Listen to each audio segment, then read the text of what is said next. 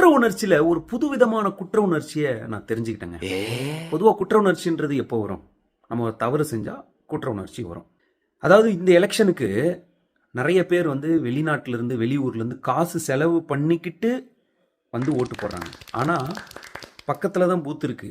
ஆனாலும் நான் காசு செலவு பண்ண வேணாம், காசு வாங்கிக்கிட்டு தான் நான் ஓட்டு போடுவேன் அப்படின்னு சொல்லி எங்க ஏரியாவில் வந்து ஒரு சிலர் வந்து பார்த்தீங்கன்னா எந்த வீட்டில் போனால் ஓட்டுக்கு காசு தருவாங்களோ அந்த வீடு ஏரியா போய் காசு வாங்குறாங்க.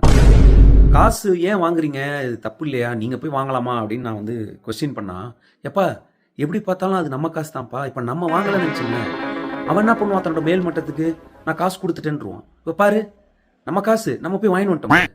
சரி இப்போ ஓட்டு அவனுக்கு தானே போட்டாகணும், ஏன்னா காசு வாங்கியிருக்கோம்ல. அதாவது ஓட்டு வாக்கு காசு வாங்குறதுன்றதே ஒரு தவறு, அதுக்கு குற்ற உணர்ச்சி படல. ஆனால் காசு கொடுத்தான் இல்லையா, அவனுக்கு நம்ம ஓட்டு போடலன்னா அது தப்பாயிடும் இல்லையா அப்படின்னு அதுக்கு குற்ற உணர்ச்சி ஆகிறது.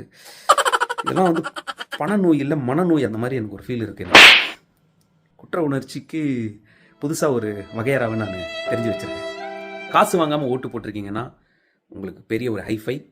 கமெண்ட் செக்ஷனில் ஓட்டு காசு வாங்கலைன்னா நீங்களும் எனக்கு ஒரு ஹைஃபை கொடுங்க.